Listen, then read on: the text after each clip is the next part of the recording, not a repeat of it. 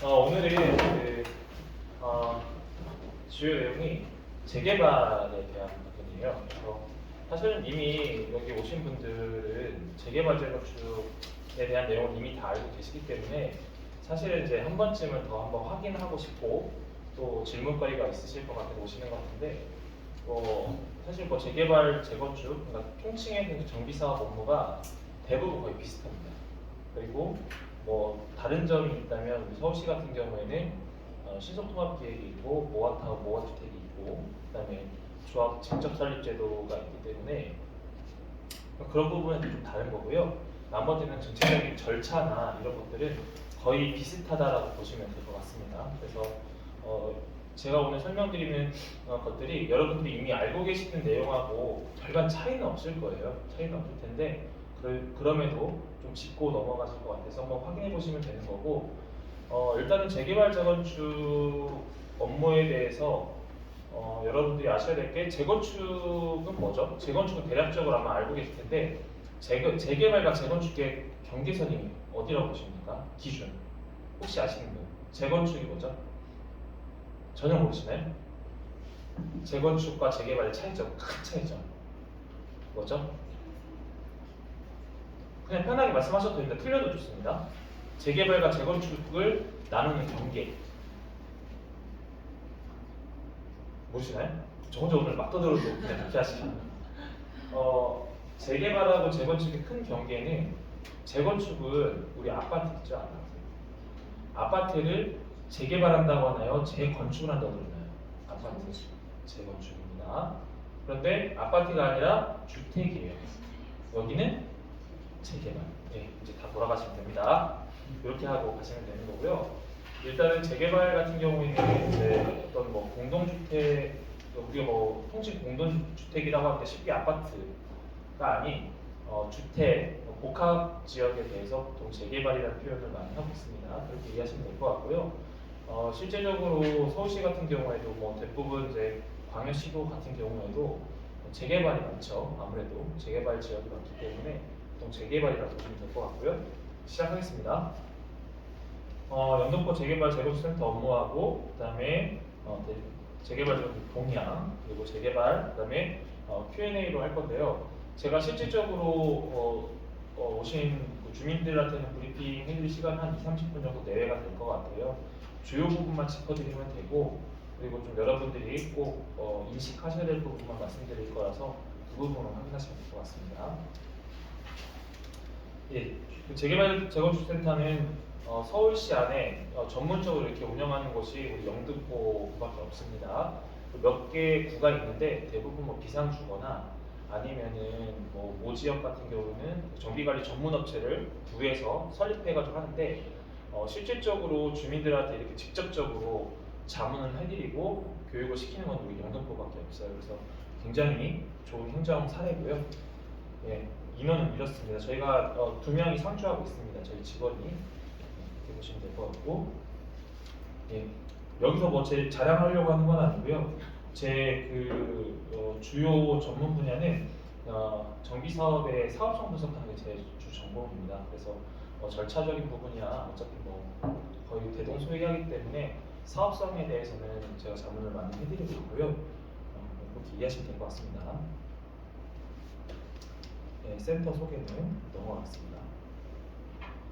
최근에 이제 저희가 거의 실시간으로 기사를 업데이트하고 있는데요. 아마 좀 보셨을 거고, 그리고 우리 재개발 재건축 센터 홈페이지에 보시면은 매일매일 부동산 동향에 대해서 올려놓고 있는데 재개발 재건축 업무가 많이 들어오고 있고요. 그리고 우리 영등포 구에서도 진행하는 부분들이 있으면 저희가 거의 실시간으로 올려놓고 있습니다. 그래서 이렇게 보시면 될 것 같고 잠실하고 삼성, 청담, 대치 아파트 빼고 거래 규제 풀렸다 이렇게 이런 내용들이 있고요. 이건 저희가 기사로 올려놓을 거니까 한번 참고하시면 되고요. 이런 제목 위주로만 보십시오. 내용이 중요하지 않습니다. 그리고 서울시 발주공사, 철근 콘크리트는 하도급 금지한다. 요즘에 순살, 땡땡 이런 데가 많잖아요. 그러다 보니까 여러 가지 이슈가 있어서 이제 하도의 제하도. 근데 이거는 현실적으로 없어질 수가 없습니다. 이미 아시겠지만 하도를 GS나 롯데나 삼성이든지 어디든지 하도 안 주고 할 수가 없어요. 그래서 이제 그렇게 노력하겠다는 부분을 보시면 될 것 같아요. 그만큼 신경 쓰고 있다 이렇게 보시면 됩니다. 그리고 서울시 도시 정비형 재개발 선도했다. 여태까지 우리 서울시 재개발 재건축한다고 한 지가 한 20년 됐죠? 그죠? 근데 여태까지 안 한 건가요? 못 한 건가요? 여러분들은 어떻게 생각하십니까? 재개발 재건축 안 한 걸까요? 못 한 걸까요? 네. 안 하기도 하고 못 하기도 했고요. 전반적으로 못 한 거죠.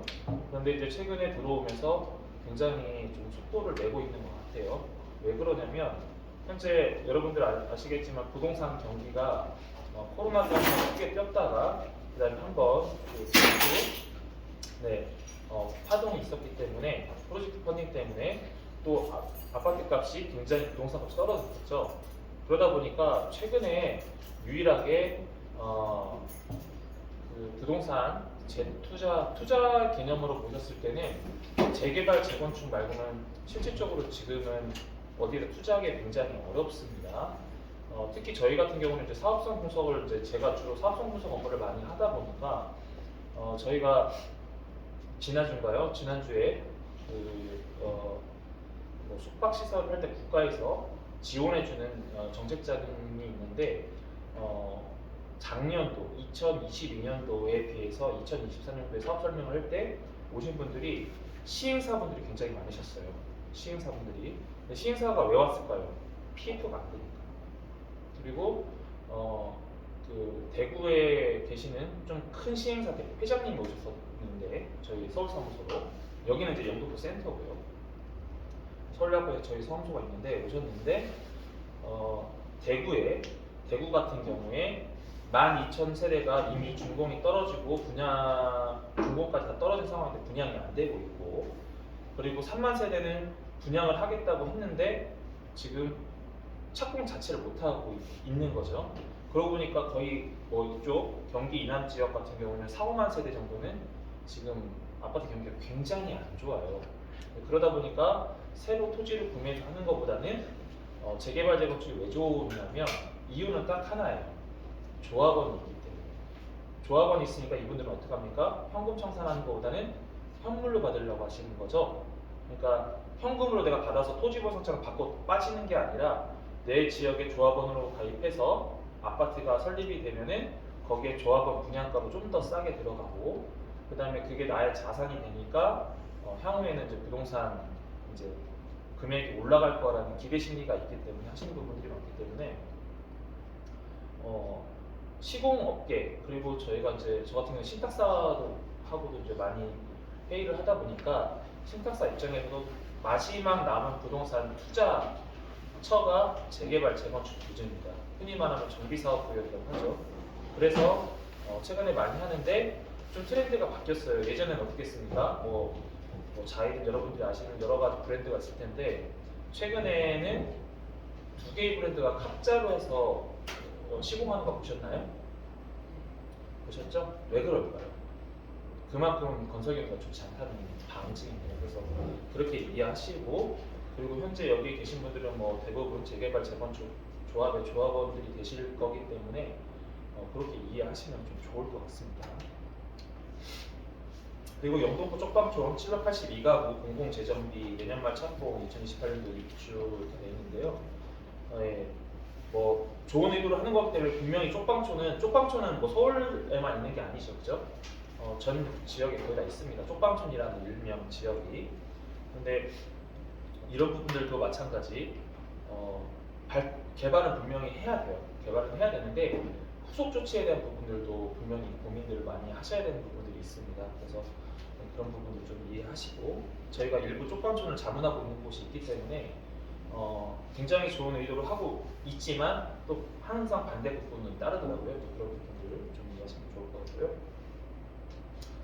신통기획 재개발이라고 하는데 이제 동의율을 완화를 시켰죠. 66%에서 50%까지 완화를 시켰는데, 그러니까 이제 뭐 신통기획 하고 싶으신 분들은 뭐 60%에서 뭐 50% 완화됐다고 하더라도 제가 늘 하는 말이 있어요.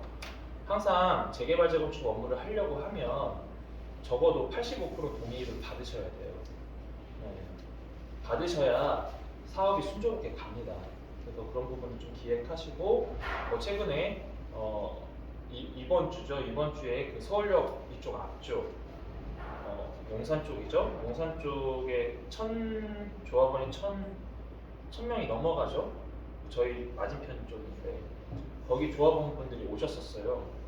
그래서 거기는 이제 추진위원회 전 단계인데 조합 직접 설립 제도를 하시겠다고 이제 하는 측과 그리고 그렇지 않은 측이 좀 대립되고 있어가지고 좀 여러 가지 좀 이슈가 있는 것 같습니다. 그래서 그 이해 지역도 이제 북쪽으로도 그렇고 강남 쪽으로 갔을 때는 이제 청산 자체가 잘못돼 있어서 최근에 진행 상황에서 여러 가지 분쟁 소요가 발생하는 부분들이 있는데 어쨌든 신통기획도 마찬가지 좋은 의도로 신통기획하면 보통 공사 기간이 2, 3년 정도는 줄어듭니다. 왜냐하면 추진의 연계가 없어지기 때문에.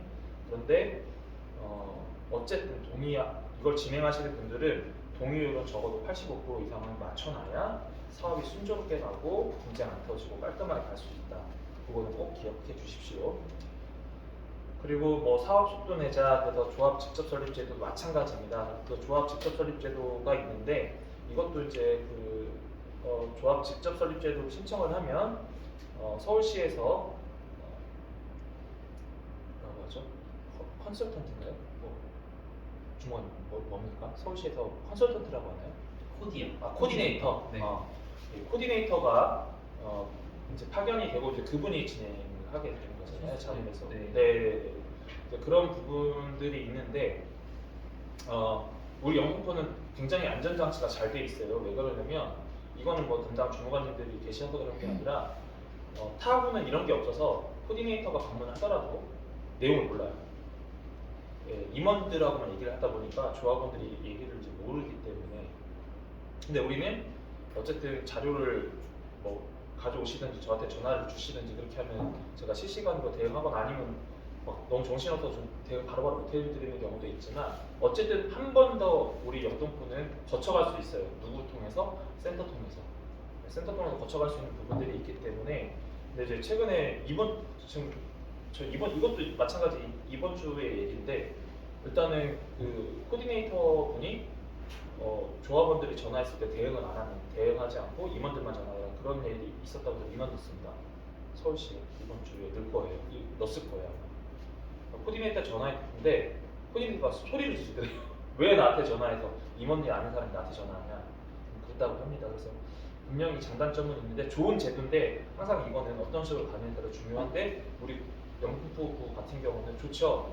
애매하면 센터로 오시면 되거나 아니면 전화 주시면 되기 때문에 부탁드리고 지금 연말이다 보니까 아마 지금 뭐 재개발 재건축 업무도 그렇고 이제 하다 보니까 제가 전화를 막 바로바로 못 해드릴 때도 있으니까 좀 양해 부탁드리고 그러면 저희 상담 신청 남겨주시면 늦게라도 연락을 드리고 있습니다. 네, 뭐 중공업지역 용적률 상향 시간에 그런 발이고요. 평당 1000만 원 넘은 건 당연하죠. 그렇죠? 지금 뭐 인건비부터 공사비 자재 단가 자체가 높기 때문에 뭐 이거는 기정사실이었습니다. 참 참고로 여러분들이 아셔야 될 게 그 공사비 같은 경우에는 시공 순위가 항상 매년 나오는 거 알고 계시죠? 매년 연말이나 연초가 되면은 시공 순위가 나옵니다. 시공 순위. 시공 순위가 뭔지 아시죠? 뭐 GS 건설 이렇게 나오는 이런 시공하는 실제 건축을 하는 시공 순위가 나오는데 통상적으로 1군 그러니까 우리가 생각하는 22건 이내에는 뭐 당연히 뭐 비용은 비싸겠죠. 당연히 비싼 거고. 근데 이제 서울시만 하더라도 제가 알고 있기로 저희가 지금 자문하고 있는 곳들이 보통 시공 순위가 한 22건 박 40위권 요 안에 한 3, 40위권의 안에가 시공 단가 한 580위권. 네. 그리고 22건 안으로 가면 1000만 원이 넘어요. 그 정도는 이해하고 계십시오. 평균이 그렇다는 얘기예요. 그래서 40위권 안이 한 580, 585, 최근에 600까지 올라가는 걸로 알고 있는데 좀 참고하시고 20위권 안에 들어가면 1000만 원이 넘어간다. 그 정도는 알고 계셔야 됩니다. 막 금으로 도배하면 2천만 원 넘어가고요. 그럴 일은 없겠죠? 네, 재개발에 대해서 좀 설명드리겠습니다. 좀 쉽게 설명드릴 테니까 뭐 디테일한 내용 필요하시면 나중에 별도로 문의를 해주시고요. 가급적이면 어려운 용어 안 쓰고 쉽게 설명해 드릴게요. 쉽게 설명해 드리면 거기에 맞춰서 좀 이해를 해주시고요. 재개발 업무 같은 경우는 정비시설이 열악하고 노후 불량 건축물 이렇게 뭐 쭉 써 있는데요. 제가 아까 뭐라고 말씀드렸습니까? 아파트는 재건축, 아파트 외 지역은 재개발. 그렇죠? 재개발인 거예요. 아파트만 있는 지역은 재건축인데 아파트가 아닌 지역은 재개발이겠죠? 그렇게 이해하시면 빠릅니다. 그렇죠? 아파트하고 주택하고 겹쳐 있습니다. 그럼 뭐 어떻게 돼요? 재건축인가요? 재개발인가요? 네? 어떻게 될까요? 재개발이죠. 재개발입니다. 아파트하고 주택, 분리생활시설 같이 상업시설이 연결 있으면 거의 재개발이라고 보시는 게 정확하십니다. 그래서 정비기반 시설이라고 했을 때는 뭐 도로, 상하수도, 공원, 공용주차장, 공동구, 뭐 열가스 공급시설인데 우리 이제 그 서울만 하더라도 예전에 구성되어 있기 때문에 이제 서울 이남 지역으로 되어 있는 계획 도시들은 우리가 바둑 판식 배열됐다고 하죠. 통상적으로 도시가 나란히 깔끔하게 정리되는데 우리 서울 같은 경우 그렇지 않은 곳이 굉장히 많아요. 그러다 보니까 이런 그 도로 상하수도 시설이나 그다음에 주민 그 거주시설 안에 일정 부분의 공용 공간도 필요하고 한데 그런 부분이 없을 때는 그런 정비 기반 시설을 하기 위해서 재개발을 하기도 하고요. 그다음에 노후 불량 건축물, 그러니까 건축물이 훼손되거나 일부가 멸실돼서 붕괴되거나 그 밖에 여러 가지 안전사고가 우려되는 건축물에 대해서는 재개발한다라고 하는 건데 다시 설명드리면 이거는 이제 정의인 거잖아요. 그러니까 쉽게 말하면 그러니까 아파트 지역을 아파트를 만드는 거는 재건축이고 그 외의 지역은 재개발이구나 이렇게 이해하시면 됩니다. 용어는 너무 어렵게 썼는데 어렵지 않아요. 재개발과 이제 재건축이 있는데 주로 이제 여기 보시면은 이제 재건축 같은 경우는 공동주택이라는 표현을 하는데 그냥 아파트라고 보시면 될 것 같아요. 아파트형 다세대형이라고 보시면 될 것 같고요. 재개발 같은 경우에는 이제 기반시설 열악한 주택 밀집 지역을 말하는 거예요. 그리고 주택과 낡은 아파트와 연립주택 또는 근린생활시설이 상존하는 구역에 대해서 재개발이라고 보시면 될 것 같아요. 그래서 뭐 1만 제곱미터 이상 지역에서 아파트를 건립하는 사업이라고 하고 1만 제곱미터 미만이면 어떻게 되죠? 보통 가로주택이라는 표현을 많이 해요. 그래서 그렇게 이해하시면 되는데 오늘은 뭐 전체적인 개념을 설명드리는 게 아니라 재개발 재건축이기 때문에 주택이 많은 지역이 재개발하는데 1만 제곱 이상 지역을 아파트로 만드는 거구나 라고 생각하시면 될 것 같습니다. 조합원의 자격인데요.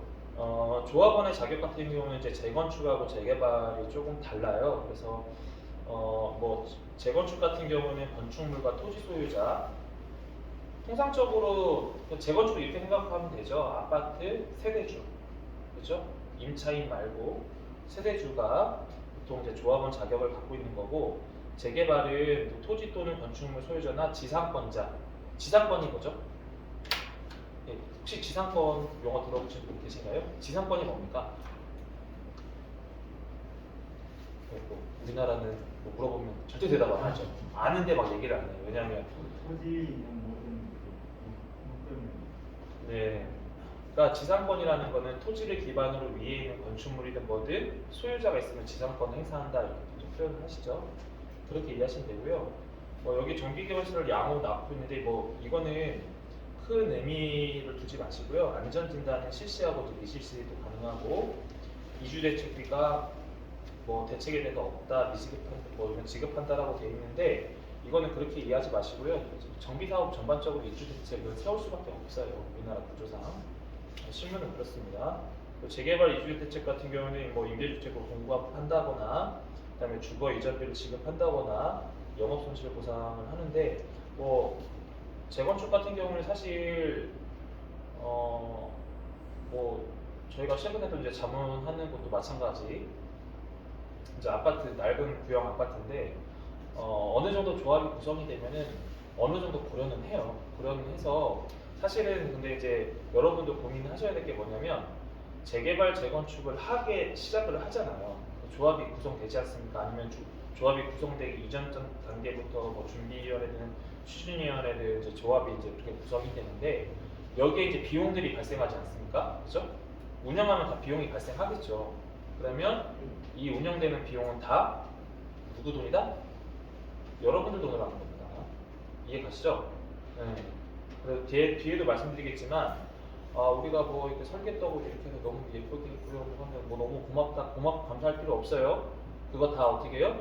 여러분들 나중에 자기 분담금의 독입니다. 그래서 고마워하실 필요 없고 내 돈으로 하는 거기 때문에 한 푼이라도 아끼려고 하시면은 좀 한 번 할 때 신중하게 하셔야 된다. 그런 말씀을 미리 드리고 뒷부분에 다시 한번 말씀드리겠습니다.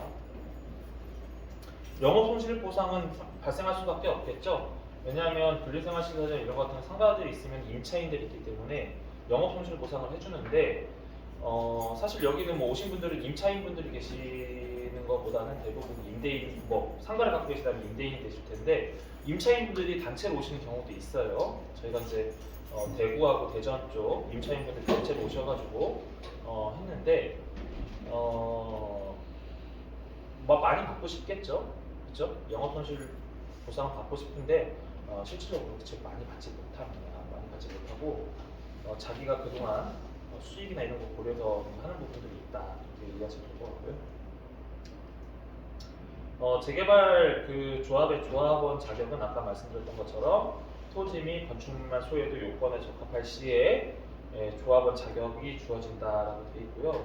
그래서 뭐 재개발 조합원의 자격은 보시는 바와 같습니다. 그리고 여러분들도 아시겠지만 한 개의 입주권인 거죠, 그렇죠? 예를 들어서 이런 경우가 있지 않습니까? 내가 아파트는 주택이든 보유하고 있습니다. 근데 부모님한테 지분을 분할받을 수가 있죠. 근데 최근에 이제 도정법이 변경되면서 그게 안 되는데 도정법 변경되기 전에 제가 전에도 한번 설명드렸지만 모 지역에 저희가 자문하는 지역에 조합장이 집이 없고 부모님 댁에 얹혀 살다가 가로주택 정비조합 설립하기 전에 10% 지분을 양도받고 그분이 조합장이 됐습니다. 난리가 났겠죠. 나중에 그걸 알게 됐을 때. 근데 지금은 안 돼요. 변경이 돼가지고 50% 이상 많은 사람이 조합원이 될 수가 있는 거예요. 그래서 그렇게 되는 거고 또 예를 들어서 한 집안에 최근에 뉴스에 한번 나왔던 것 같아요. 뉴스에 그 재개발 재건축 정비사업관이 나오면서 한 집안에 같은 이해관계자들인데 각각 쪼개기 해가지고 하나씩 세개 그냥 안 돼요 이제. 그래서 한 개의 입주권만 보장해 준다라고 보시면 될 것 같고요.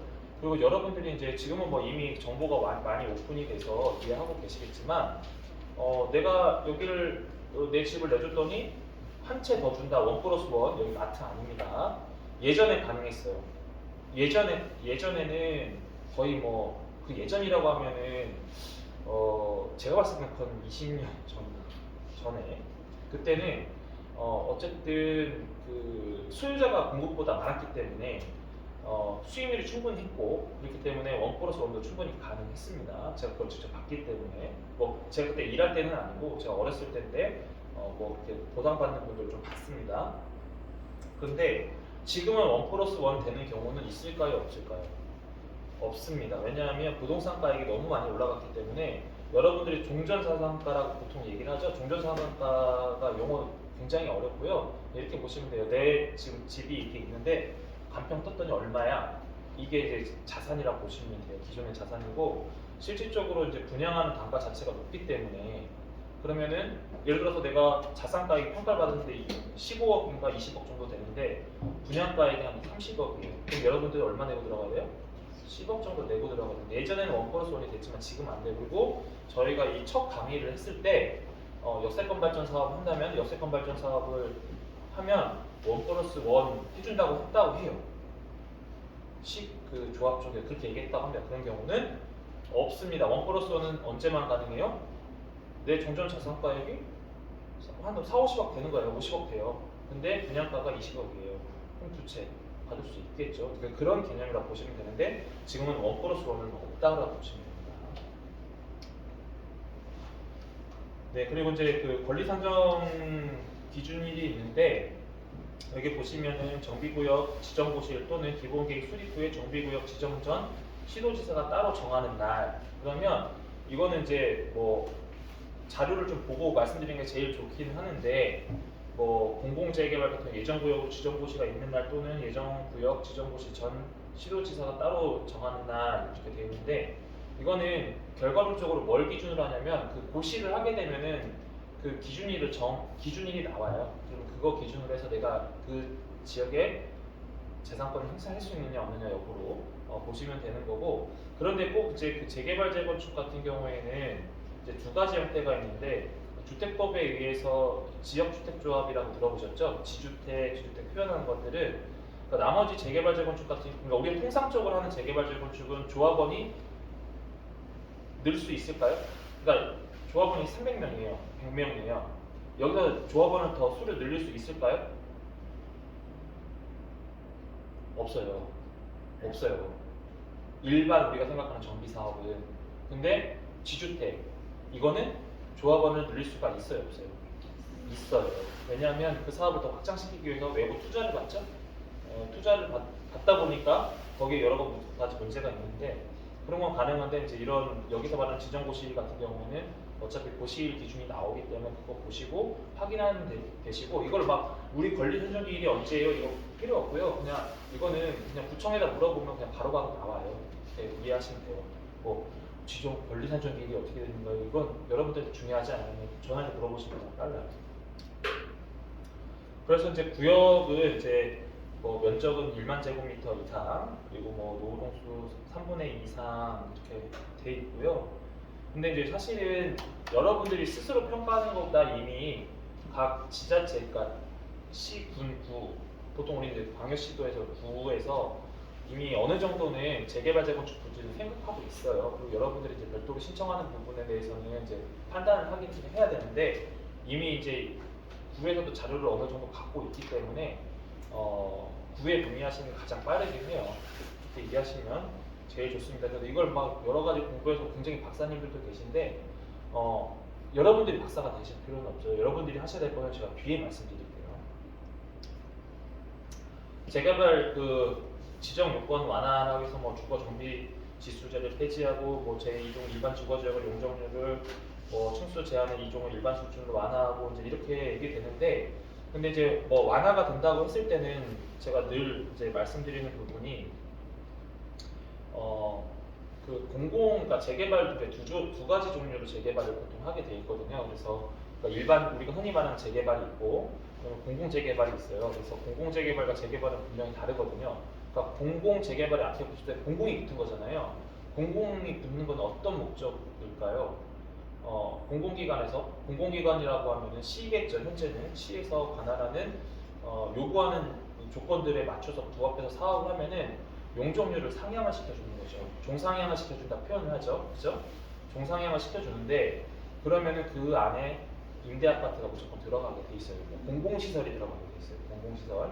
그런데 제가 이제 미리 말씀드리면, 그 임대 아파트는 예전 같은 경우는 이제 임대 아파트라고 했을 때는 어떻게 보면은 사회적으로 좀 경제 소득 활동이 굉장히 좀 부득이한 상황으로 낮으신 분들 임대 아파트에 많이 들어가는데, 최근에는 임대 아파트가 어떤 용도로 많이 쓰이나요? 장기 전세주택이라든가 청년주택이라든가 아니면은 신혼부부에 대한 주택이 많이 활용되죠. 그러니까 그런 식으로도 많이 활용이 있기 때문에 예전처럼 임대주택이 들어옵니다라고 했을 때는 굉장히 부정적인 시각을 가지실 필요는 없어요. 예전에 그랬죠. 그래서 임대 아파트만 따로 막 모아놨었잖아요. 근데 지금은 그렇지 않고 그 안에다가 많이 일반 주택 안에서도 하고 있기 때문에 그렇게 부정적인 필요는 없다. 근데 이제 그때 고민하셔야 될 게 뭐냐면, 그런 공공재개발을 진행을 할 때 어쨌든 종상향이 된다는 건 무슨 말이냐면 용적률이 높아지는 거예요. 그러니까 좀 되게 좀 무식하고 쉽게 설명을 드리면, 예를 들어 우리 20층밖에 못 졌는데 30층까지 질 수 있는 거예요.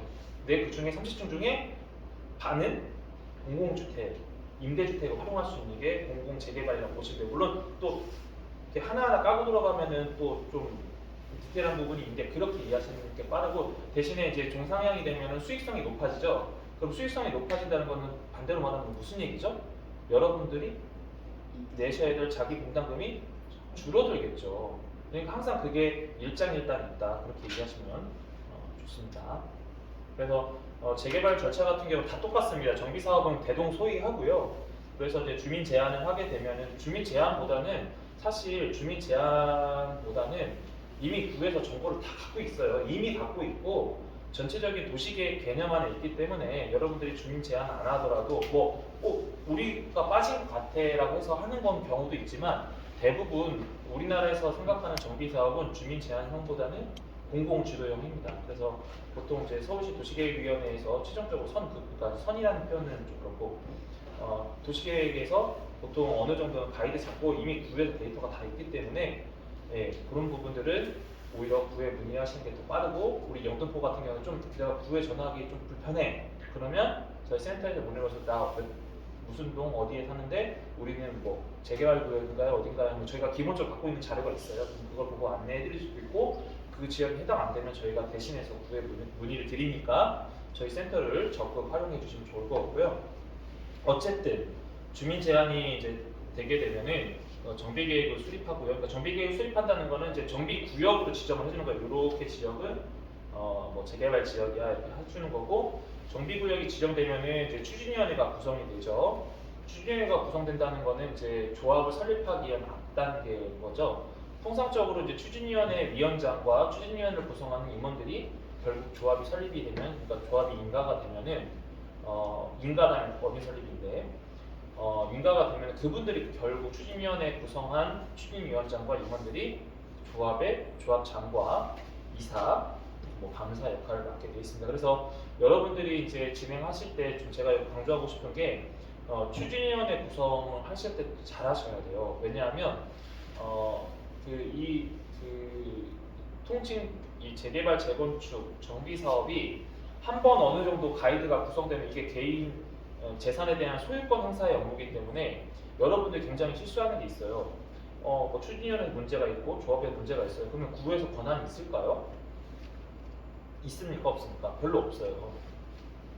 별로 개입할 수가 없어요. 왜냐하면 이게 구의 어떤 소유부지나 뭐 구의 공동 시행하는 그런 형태면 상관이 없는데 구는 인허가를 내주기 위한 최소한의 절차를 밟아주는 기관이기 때문에 뭐 추진위원회나 조합에서 나중에 문제가 발생돼서 구에 니네 구 뭐 했어 이러면 되게 무식한 사람이 되는 거예요. 대부분 그래요. 사실 구에서 어떻게 관여할 수 있는 게 극히 드물해. 왜? 개인 재산권 행사가 공공의 목적보다 더 높기 때문에 가치가. 그래서 여러분들이 진행하실 때 추진위원회 구성부터 그 다음에 조합 설립할 때 그 초기 과정에 대해서 관심이 없으신 상태에서 나는 모르니까 하고 도장만 열심히 찍어주시면 어떻게 됩니까? 이게 뭐 문제 없이 잘 가는 것도 있지만 문제가 발생되면 대부분 이런 부분에 발생하는데 구에서 해줄 게 없어요. 근데 구에 가서 항의하면 됩니까? 안 됩니까? 하시면 안 돼요. 되게 바보 같은 짓이에요. 그러니까 그런 부분들이 있으면 저희한테 문의하시면 방안을 안내를 드릴 건데 이제 그런 부분들도 내년도에는 구에서 고민을 하고 있어요. 왜냐하면 최근에 우리 지역 안에서도 분쟁의 소요가 발생되는 지역이 나오고 있기 때문에 그런 부분들은 저희가 자문은 이제 구하고 협의한 다음에 해드리긴 할 건데 아직 확정된 건 아닙니다. 그런데 한 가지 명심하셔야 될 거는 분쟁 어떤 여러 가지 상황에서 뭐 절차 미비나 이런 거 했을 때는 구에다가 민원을 넣을 수 있으나 구에서 직접 개입은 현실적으로 불가하다. 그렇기 때문에 여러분들이 그만큼 관심을 가지시고 조합원으로서 권리 행사를 하시지 않으시면 나중에는 상황이 터지면은 아무 소용이 없다. 결국 상황을 벌인 입장에서 더 유리하다는 부분을 말씀드리고요. 어쨌든 추진위원회 가 구성돼서 추진위원회 정관 운영 규약을 통해서 하게 되면 보통 조합 설립하는데 1, 2년 정도 소요가 됩니다. 왜냐하면 동의서도 받아야 되고 인가 절차도 필요하고 선관위 구성하고 하다 보면 어쨌든 1년 이상 걸려요. 그렇게 보시고 그다음에 이제 조합이 설립이 되면은 이제 시공사부터 선정하게 돼 있습니다. 근데 여기서 한 가지 팁을 드리면 여러분들이 정비 사업을 할 때 빨리 끝났습니다. 정비 사업을 할 때 자꾸 오해하시는 게 정비관리 전문업체부터 먼저 섭외하는 경우가 있어요. 근데 그건 어쩔 수 없는 이유긴 있는데 그런데 잘 보세요. 정비관리 전문업체의 돈으로 하는 게 아니라 이건 시공사 돈으로 하는 겁니다.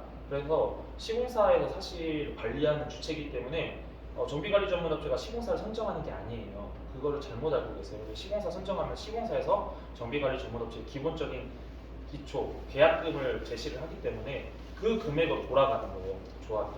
그래서 여러분들이 하실 때는 시공사 선정 굉장히 잘 하셔야 된다. 그런데 여기서 한 가지 팁을 더 드리면 아까 말씀드렸죠. 여기서 모든 보세요. 정비 계획에서 우리 추진위원회 구성됐습니다. 자, 여기서부터 돈 들어가기 시작해요. 자, 시공사 선정하는데 시공사가 여러 가지 제안을 할 겁니다. 여러분들 책자 브로셔 같은 거 만들어서 자, 우리 스마트 TV를 놔드릴 거고요. 뭐 변기는 뭐 금으로 도장된 거 놔드릴 거고요. 뭐 냉장고부터 이런 거 빌트인을 해드릴 거고요. 이걸로 판단하시면 된다 안 된다? 안 된다. 왜? 이거 여러분들 돈이에요. 시공비용에 다 서비스라고 하잖아요. 아니에요. 시공비에 다 녹여 있는 거예요. 그래서 제가 여기 시공사 선정할 때 팁은 되게 간단하거든요. 시공 서열을 순위를 보세요. 시공 서열과 시공사의 브랜드를 보세요. 그리고 브랜드 가치를 보시고 판단하세요. 거기서 뭐 준다 하지 마시고 그것 때문에 큰일 납니다. 네, 그렇게 되면 이제 나중에 관리처분 계획은 이제 분양 공고가 되는 거고요. 철거하고 이주하고 착공하게 되면은 이제 나중에 다 떨어지면 준공하고 청산되는데 청산 단계에서도 여러 가지 좀 이슈가 있는데 이건 뭐 당장의 문제는 아니니까 이 정도 개념만 잡고 계시면 됩니다. 재개발 계획 수립은 이제 토지소유 30% 이상 이제 동의는 받아야 되는 거고요. 그다음에 이제 동의 요건 같은 경우 3분의 2 이상 토지 면적의 2분의 2 이상 무조건 충족해야 되는데 제가 뭐라 그랬죠? 동의를 몇 프로 이상 맞춰라? 최소한 아무리 32% 3분의 2니까 그러면 66% 이상이면 되는 거 아니야? 라는 순간 큰 오산이고요. 통상적으로 그냥 85% 이상을 무조건 받으신다고 보셔야 돼요. 그렇게 보시면 되는 거고 그다음에 뭐 신속통합계획을 시행하고 있기 때문에 이거는 이제 거의 서울시하고 같이 병행이 가는 거다 보니까 공공성이 있기 때문에 그 신속통합계획 가면은 공공재개발이 될 가능성이 매우 높습니다. 아까 앞에 무조건 공공이 붙으면 뭐가 들어간다고요? 아파트는 임대주택이 들어간다라고 생각하시면 되는데 반대로는 종상향 시켜주고 용적률 상향시켜주는 어드밴티지가 있구나. 이렇게 같이 생각하셔야 됩니다. 네, 뭐 조합 설립 마찬가지입니다. 조합 설립 3대 3 이상 토지는 2분의 1 이상 동의 받아야 되고요. 조합 설립할 때 이런 동의서 진구는 실질적으로 임원들이 하지 않죠. 그죠? 흔히 말하는 OS 위원들이 많이 돌아다닐 겁니다. OS 위원들이 업체가 섭외가 돼서 그 인원들이 최대한 빨리 받는 게 좋고 어차피 재개발 재건축 할 거면 큰 문제가 없는 이상은 최대한 빨리 협조해 주는 게 제일 좋습니다. 왜 그러냐면 OS 위원 하루에 일당이 18만 원입니다. 그 몇천만 원씩 나옵니다. 저희가 가장 최근에 한 게 226세대 자문하는데 OS 비용 2억 넘게 나왔습니다. 그거 다 여러분들 돈이에요. 협조 안 해주면. 네. 그러니까 최대한 빨리 어차피 큰 문제가 없으면 빨리 협조해 주셔야 되면 진구 빨리 해서 빨리 가는 게 좋고 뭔가 문제가 있다 그러면 일단 스톱하고 다시 좀 문제 제기를 해서 하시는 게 제일 좋고요. 그렇게 완료가 되고 나면 이제 관리처분 계획인가 그다음 이주 착공 완료 조합이 이제 청산이 되기도 하는데요. 이제 뭐 대표적인 사례로 이제 청산하는 단계에서 이제 여러 가지 이슈도 있는데 어쨌든 그 조합 관리에 대한 부분들 여러분들이 고민을 많이 하셔야 됩니다. 신속통합계획은 여러 가지 보시지 마시고요. 공공성과 사업성을 보시면 되는 거예요. 그러니까 신속통합계획은 서울시 주도 사업이지 않습니까? 그러면 당연히 공공기관이니까 어떻게 해요? 용적률 상향되고 대신에 어떻게 됩니까? 임대 아파트가 들어가죠. 그죠? 네, 그렇게 하고 용적률 상향된 그 100세대가 이렇게 상향됐어요. 그럼 50세대는 어디? 임대주택으로 활용하시는 거예요. 그게 신속통합계획이라고 보시면 됩니다. 네, 그래서 통상적으로 이제 민간정비 사업 같은 경우에는 8년에서 9년, 9년에서 10년 정도 되는데요. 이거는 이제 어떻게 하기 나름인데 사실 이 과정에서 많이 싸워요. 중간에 그러니까 조합 설립돼서 이제 그 시공사가 선정되면 일사천리로 진행이 되는데 추진위원회 구성하고 조합 설립 인가되는 단계에서 엄청 싸웁니다. 근데 신속통합계획은 이런 중간 과정이 이제 사라지는 거기 때문에 2, 3년 정도, 여기 4년이라고 했는데 뭐 모르겠어요. 저희 신속통합계획은 제가 아직 한 번도 자문해본 적이 없습니다. 그래서 어떻게 할 수가 없는데 이건 이제 언젠가 통계가 나오겠죠. 네. 근데 이제 어쨌든 절차상으로 봤을 때는 4년 정도 줄여들 수 있다라고 하는 건데 잘 생각하셔야 돼요. 어떤 게 더 좋을지 이해하시죠? 그 조합 직접 설립 제도도 마찬가지입니다.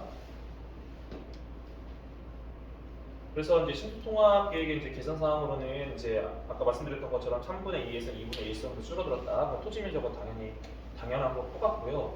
그 다음에 이제 그 토지 소유자의 15% 이상 반대하면 이반 재검토하고 25% 이상 토지 면적 2분의 1 반대하면 당연히 이반 시소하고 재심의가 들어가게 되는 거죠. 그래서 제일 중요한 게 조합원으로서 역할을 제대로 하셔야 나중에 문제가 없다 그겁니다. 네, 공모 방식은 이제 공공재개발을 공공이 직접 사업 시행자로 참여해서 도시 규제 완화, 또 다양한 인센티브를 제공하는 건데요. 쉽게 말하면 서울은 이제 뭐 도시 그 LH나 SH가 있으니까 여기가 이제 공공 시행자로 진행하는 사업이라고 보시면 될 것 같고요. 그리고 여기는 뭐 시행 방식은 동일합니다. 네, 추진 절차 또는 공공으로 가겠다고 하면 어차피 이제 바로 붙어서 하기 때문에 설명에 잘 들으시고 진행하시면 되는 거고요. 여기서는 크게 뭐 여러분들이 뭐 이슈될 건 없고 이제 어떤 브랜드가 들어오느냐 그것만 고민하시면 될 것 같아요. 내가 그리고 종전자산가의 감정평가를 얼마나 떠줄 거냐 우리 재산, 내가 지금 현재 보유하고 있는 재산에 대해서 그 정도 수준을 보시면 될 것 같습니다.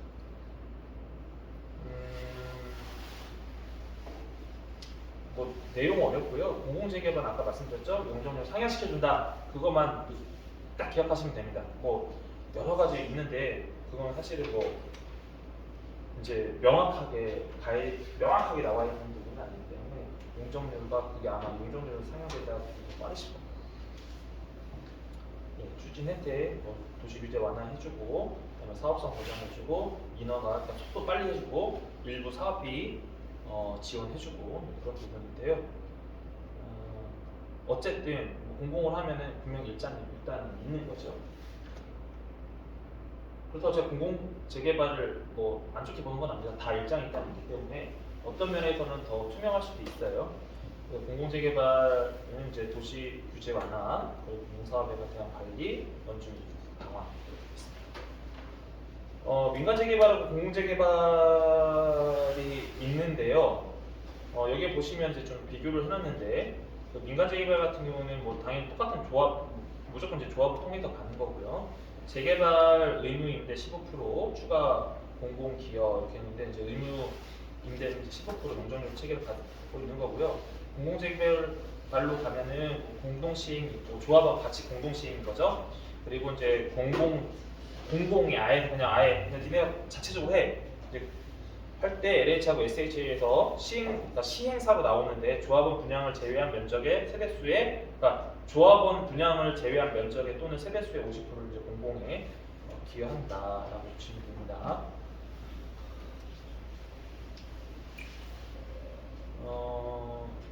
이거는 뭐 그렇게 중요하진 않을 것 같고요. 예, 오늘 여기까지 설명을 드리겠습니다. 그리고